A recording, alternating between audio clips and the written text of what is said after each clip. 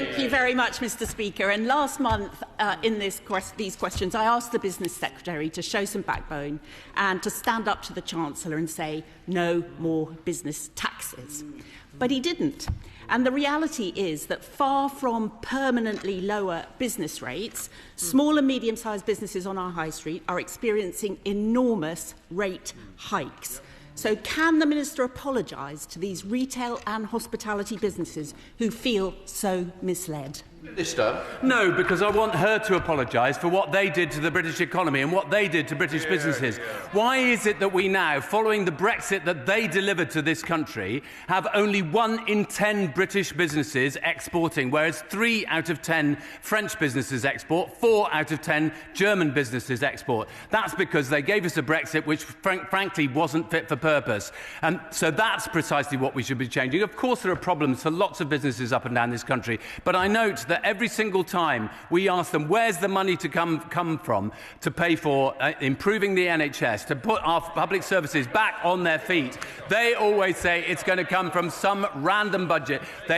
Just as when the Shadow Business Secretary was the Financial Secretary to Liz Truss, when he was the Financial Secretary to Liz Truss, he wanted us Please, come on, I did cough twice, didn't Harriett Baldwin?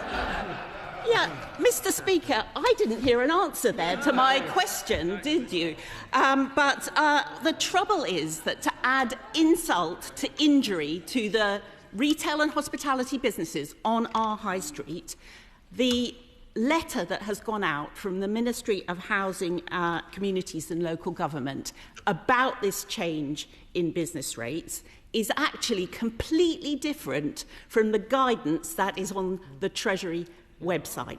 The difference means thousands and thousands of pounds, and can the Minister commit today to getting in touch with his Cabinet colleague and making sure that they get those letters corrected?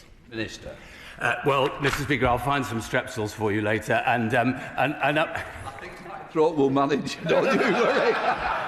But I'll still find some hearing aids for the Honourable Lady, because she refused to listen to the answer that I was providing, which is very basic, that when they left government, they hadn't provided a single penny to make sure that the cliff edge wasn't going to affect every single small business in this country. And that's the problem that they should be apologising for. Now, I can't hear the chuntering that she's doing, so I probably need my hearing aids as well. But the point I would make to her is, of course, I'm happy to look into these letters that she's talking about, but really, they do need to get with the programme. Even the leader of the Conservative Party now admits that Brexit was a shock on a level with COVID and the economic crisis. A shock that it was a self-inflicted shock, wasn't it?